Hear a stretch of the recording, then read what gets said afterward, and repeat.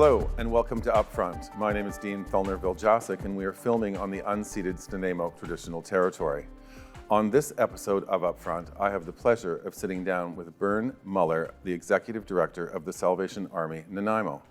Hey Bern, how are you? Hi Dean, I'm doing well, thank you. Great, thank you for joining me. It's a pleasure. Listen, the Salvation Army is Canada's largest non-governmental direct provider of social services. They've been operating in over 400 countries across Canada, 60 of which are in British Columbia. You provide food, shelter, clothing, support for those experiencing homelessness, assistance for individuals battling addiction, and aid for people fleeing violence. This is tremendous work. There's a lot of work that's done, and we do it with our partners, and we work as a network of agencies helping each other. Well, that's great. So perhaps briefly, because we have a lot to unpack here today, a little bit of history about Salvation Army Nanaimo. Well, Salvation Army Nanaimo has been operating downtown at 19 Nickel Street since 1888 and continuously since then. The building served a number of purposes over those years. Most recently, it operated as a food service facility and provided office space and administration. It is being transformed, and we are rebuilding downtown to meet the tremendous need of our downtown community to provide for need. 1, 2,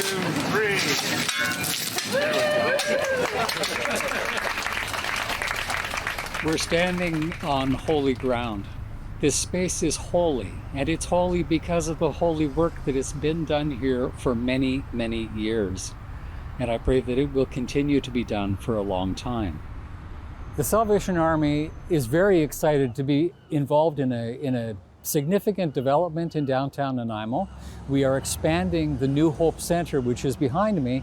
We've taken down the original building, which was built over 100 years ago, and replacing it with a state-of-the-art facility that will give us the capacity to provide enhanced food services to our guests, as well as to the community members who live downtown.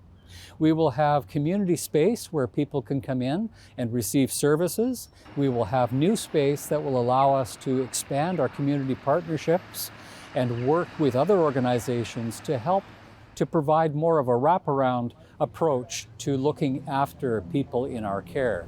In addition, we will end up with 52 emergency shelter beds, 15 beds dedicated to a pathway of hope, longer-term path to recovery, wholeness, and independence.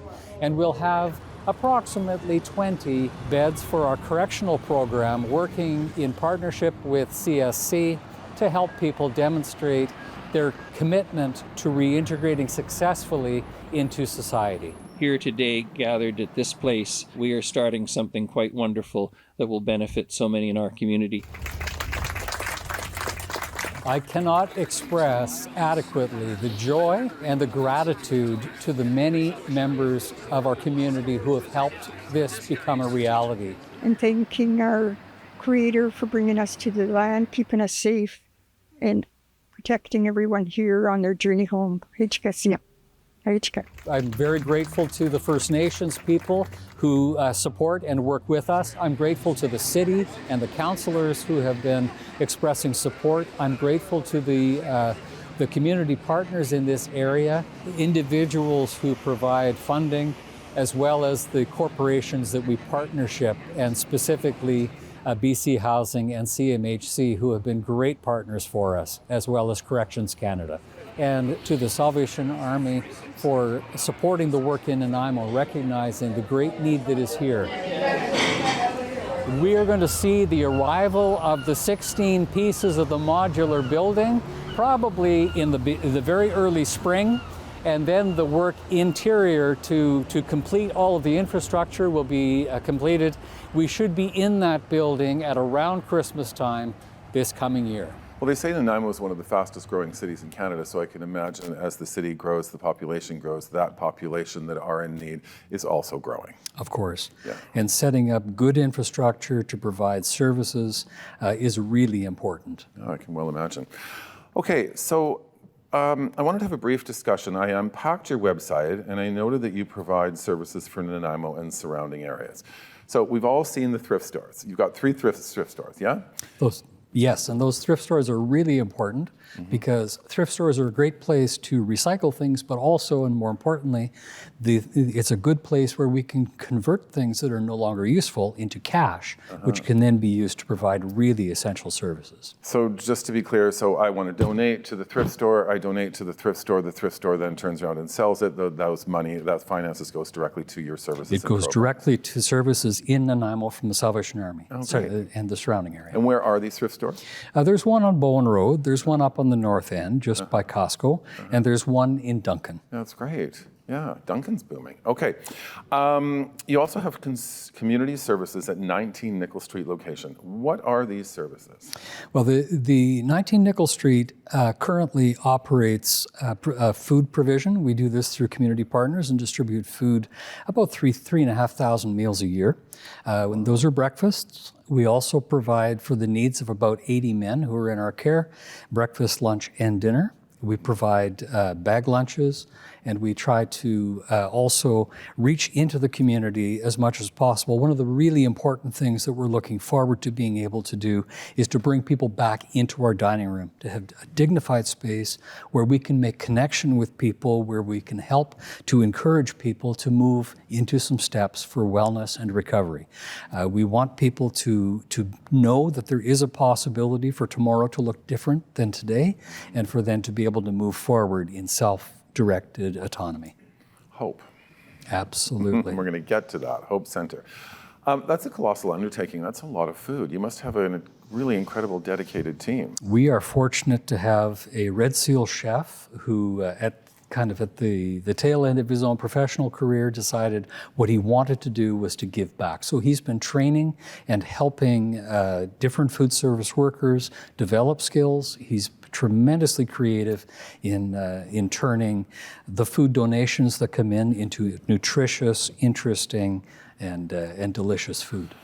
So this has to be funded somehow. Obviously, there's corporate funding. You are eligible for grants, corporate funding. What do you mean by donated food?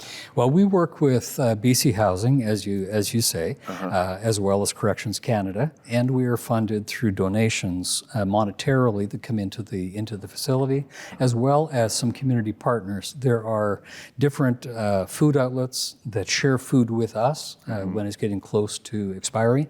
We're able to divert that food either into meals that we're able to provide for people who need it, or sometimes into groceries that are available immediately for people to use. And we partner with Loaves and Fishes, a tremendous organization for food distribution, and they're able to get the food. They've been on the show. Hats off. They're an amazing organization. Aren't they, though? They're fabulous. Terrific. Okay, then you have Family Services, which is at your 8th Street location, and I've got some services below. So maybe we could just briefly talk about that. You've got family support. Yes. You've got support groups and community assistance. Free income tax returns. That's clever. Not everybody has access to get an accountant, but everyone needs to file their taxes. Exactly. And sometimes people fall behind in their taxes, which create other problems for them to access social services. So when we have volunteers that help to catch people up and help them file their taxes, this opens the door for a lot of other benefits for people. I can imagine. Yeah, great. You have, as we said, free food distribution, which we talked about. Pet food? You also have pet food? That's a kind of a fun little one that went up on the side. Sometimes people who are without homes have pets that are extremely important to them. And to be able to provide small amounts of food on a regular basis so that they can take care of their little furry friend, that's pretty important. Well, that's servicing everybody in the community. Absolutely. That's tremendous. I love to hear that. You have children's programs. I understand it's called the Busy Bee Playground and then Camp Sunrise. So what's Busy Bee Playground?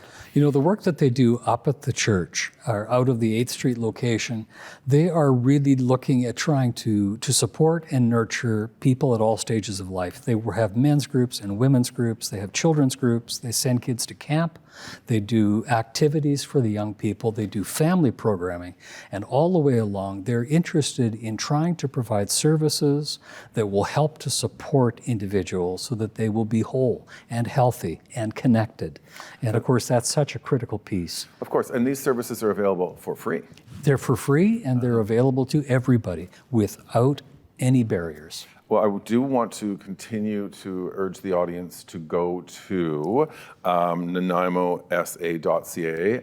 That's Nanaimo Salvation Army.ca. All these programs are listed, all these facilities, all this outreach is available for everybody, and the website's fantastic, so it's easy to navigate, and I would urge people to try. Now, you also have Pathway of Hope. What's that? Pathway of Hope is a relatively new program for the Salvation Army nationally. And what we are trying to accomplish with Pathway of Hope is a framework by which we can support people for a great impact. So it becomes very individualized. We're looking to uncover the barriers that are preventing people from full self-actuation, to help them to see that these things can be overcome by small steps, and that those small steps working together with support and with a partner growing alongside of them, they're able to transform and rewrite a future for themselves. Fantastic. And then, of course, there's affordable housing development. Yes, people, as I think everybody is aware, housing is a big, big challenge. When people have housing instability, when they have problems trying to keep their jobs, when they have difficulty meeting their needs to be able to support families and so on, things really fall apart quickly. So housing, food, and a compassionate partner is really, really important for people. Okay, well, again, NanaimoSA.ca. Please go to the website if you're in need of services and you feel that some of these outreach programs will support you and your family or loved ones, or perhaps someone that you know. I would say go to the website. It has a plethora of information. One of the things I wanted to talk to you about when I had you on this show is, as you know, I'm part of the LGBT community. And, in 1969, it was illegal to be gay. You could go to prison for 11 years. And there's always been this underlying question of whether the Salvation Army supports LGBT community. I'm here to tell the audience they support the LGBT community. They support every community. And I want to hear it from you so we can get this myth out of the way. Absolutely. Thanks, Dean, for that opportunity. The Salvation Army is fundamentally arms open to help people. The Salvation Army says three things. We're here for three purposes: to share love of Jesus, to ensure that we are in meeting and addressing human need to the best of our capacity, and that we are serving as a transforming influence in the world. We do this without discrimination. All people of all walks of life, of all faith denominations, all expressions, the door is open, because when people come to the Salvation Army, they're coming for support, for compassion, and for understanding. And fundamentally, that's where we start. And then as the conversation goes forward, we determine what people are open to and wanting to do to help themselves to live a full and integrated human life. Well, thank you for that clarification. Proud to have you on the show, and I'm really glad that we were able to have that conversation. It's an honor to be here. Thank you. Well, people change, and societies change, and things move on. And regardless of what was in the past, I don't need to know what the Salvation Army was in the past, but I'm here to tell the audience that everyone is welcome, and we need to get that out of the way so that everyone can support you the best way we can. That's 100% true. Great. Okay, so I understand there's a new building being erected beside the old. Well, you tore down part of the old building. You're building a new building. It's called the New Hope Center. Let's talk about that. Excellent, thank you. We're very, very excited. And this is a really pivotal moment for us in the history of the Salvation Army in Nanaimo. The building that was taken down, as you say, was built in 1888. It was built with brick. The heating system was framed right into the walls of the building. It was remarkable, the history over the time, that building served many, many purposes in Nanaimo. When the building had to be taken down for structural reasons, we recognized that replacing it with a kitchen and a dining room was essential. We had to put that in. But that above and beyond some administrative space, this city was desperately in need of more accommodation. And so by adding 28 beds in dorm style and private rooms, we were able then to expand almost by doubling it, the outreach that we were able to do in Nanaimo. So the new building will be a combination of 34 beds on the one side, 28 beds in the new side, and with some renovation, additionally 6 more beds coming online. This is above and beyond the 18 beds that we provide for our community residential facility for long-term care. Well, listen, I mean, I spent the afternoon at the Salvation Army with you. You were very gracious. You took me and showed me what the plans and where the big hole in the ground of what was about to come. Although, as I said earlier, I walked by yesterday and I saw that it's at ground level, so it's getting exciting. Things are starting to happen. But I also want to say that I had a really pleasant experience being in the old building. I had the opportunity to meet some of the gentlemen that were staying in the building. I met some of the staff that worked there. Very compassionate, very loving, and a really safe, welcoming place. Well, probably one of the most crucial elements for all of us as human beings to be healthy and whole is to feel a sense of connection. When we feel disenfranchised, we feel isolated, we lose the community support, we lose the peer support, and we start to really lose that sense of hope. Ultimately, if we are left alone long enough, I believe fundamentally we will fall apart. And so what you experienced when you walked through the building was the fruit of efforts to try to promote connection, whether they be social events, spiritual opportunities that some people are open to, games, learning activities. We bring people together under lots and lots of situations in order to promote connection. And when those connections begin, people start to feel safe, they start to share, and they start to heal. Well, and also community. It's important. Like you said, isolation, loneliness, it is a downward spiral. Absolutely. So we want people to feel safe, we want people to feel supported, and we want them to know that the staff of the Salvation Army are committed to being there to help, to listen, and to provide compassionate support. So I think we need to clarify this. So the Hope Center, the new Hope Center, it is for men in the community. That is correct? true. Yes. That is But the true. Salvation Army and its family services is for all walks of That life. is also correct. Okay. Yes. Yeah. As you can imagine, having shelter space where men and women are sharing dorms, it becomes problematic. It becomes a more complex issue. Of course, safety. So we just try and keep things, as I said, safe, make sure that people feel supported. There's a lot of common living, community living. So it's worked really well for us, and it's the model that we're continuing with. Well, congratulations. Thank you. There's an exciting date coming, I believe. Something's arriving. It Can we is. share that with the audience? Let's share that with the audience. Okay. On the 16th of this month, on Tuesday, people will drive past the New Hope Center at 19 Nickel in the morning, and it will look largely like it does today. A lot of concrete in a hole, ground level, some screeding and gravel poured in. Then, by the end of the day as you drive by, they're going to see an entire 4-story building standing on top of those foundations. 16 pieces bolted together over the course of the day. Exciting. About one every half hour, sliding into place, built in Cumberland and delivered back to Nanaimo. And the concrete is curing as we speak today. It will be ready to receive those new pieces on the 16th. So what's the proposed date for this completion of the project? Well, the contractor, Kinetic Construction, who's been a great partner with us and a supporter of our Hope Luncheon, they have told us that they will have keys in hand at the end of December. Fantastic. So we are working with that as a plan to have all of our programs and all of our details set up and parade ready for the 1st of January. Great. So you just mentioned the Hope Luncheon. So there's a luncheon coming up in support of this new facility. Yes. Can we talk about that? Let's talk about that. November 26th will be the Hope Luncheon in Nanaimo.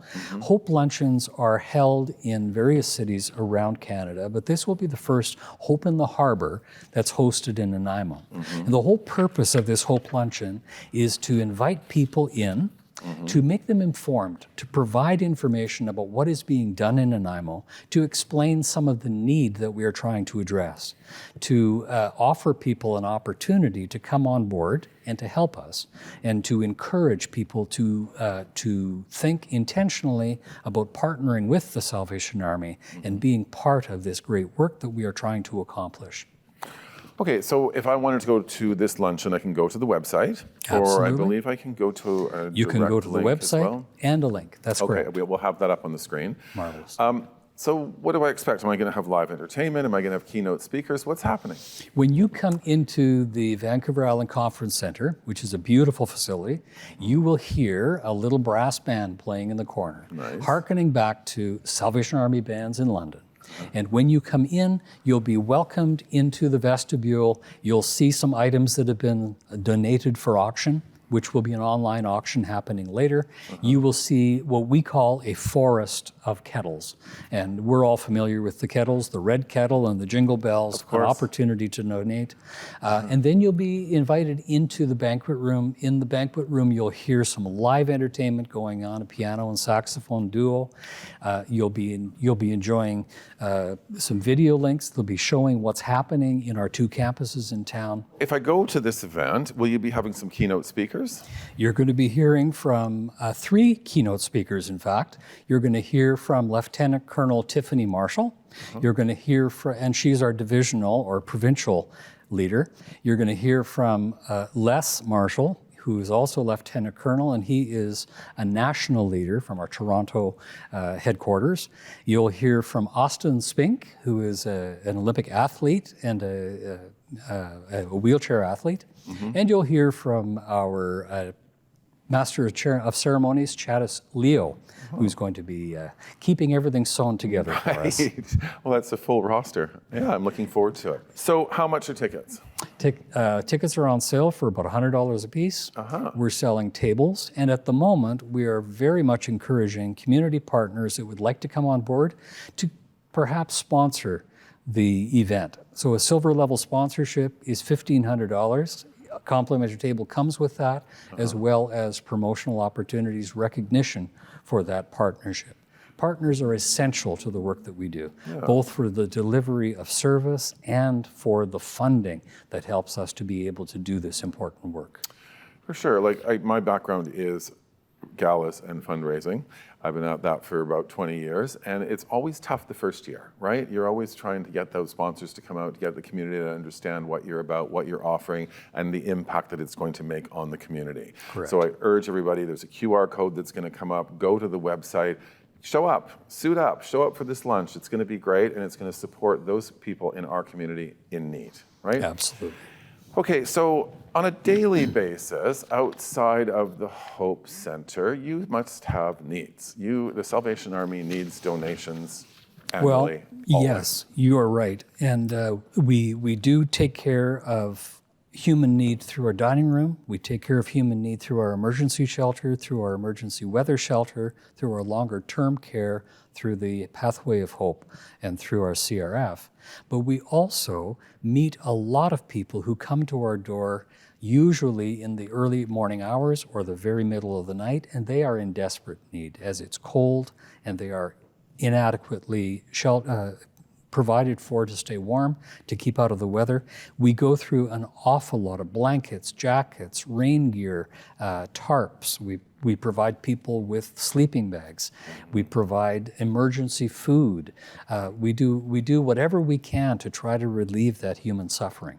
In the moment, what people need is to have their immediate suffering addressed and to be invited into a relationship so that we can help them on a more long-term basis. So if people want to donate sleeping bags or shoes or socks, gloves, toques, sweatshirts, backpacks, umbrellas, rain gear, toiletry, bottled water, how would I go about to do that? So the easiest way for them to do that is to drop by the New Hope Center. There's a pull-in. They can stop. They can give that to us at the door. If they'd prefer to make a donation, they can do that with a check or they can go to our website and they can make the donation there. Any donations that come into the New Hope Center are retained here in Nanaimo. They don't go anywhere else. And would the individual who made the donation get a tax receipt for that? Yes, tax receipts are issued annually, and they're issued in amounts in excess of $20. Right. So we're running short on time. I just wanted to ask you perhaps if there's something you'd like to share with the audience about the Salvation Army. Thank you for that opportunity. I would like to share something personal. That is the tremendous self-fulfillment. It's a beautiful experience when we are able to help others. I think that we all have within ourselves a knowledge that when we reach out and we have our compassion out towards our fellow humans, we're able to experience a real joy. When I was leaving the New Hope Center one day, I was tired. It had been a long day. Things had gone sideways. And as I was walking out the front door, a man came to the door. It was wet, he was cold, and he was needing some supports. And I put down my briefcase and offered him some socks. He wasn't able to put them on, so I got him into a chair. We got his socks off. I got dry socks onto his feet. I was able to help him change his sweatshirt to be in something warm. While I did this, I was able to speak with him and was able to make a difference for him in that moment, that he felt warmth, compassion, and connection. And you know, the truth is, I was nurtured and fed every bit as much as he was nurtured and fed. It anchored me in a knowledge that I have a capacity to make a difference in the world, and I can help those who are in most desperate need and unable to help themselves. I'd love for people to be able to experience that. Well, thank you for sharing that story. It's very empowering, and I've always believed that it can take one person to make a huge difference. So thank you for tuning in to Upfront. Guest again was Bern Muller from Salvation Army, the Executive Director. We've covered a lot of topics here today. Everyone is welcome. Walk through the doors. You'll get the compassionate care that you deserve. They're trying to get this new building up and running, the Hope Center. It's going to service some of the most vulnerable people in our community. And by doing that, buy a ticket for the Hope Gala, the luncheon, or make a donation. Go on the website, again, nanaimosa.ca, and let's support our community together. Thanks again. I look forward to seeing you next time.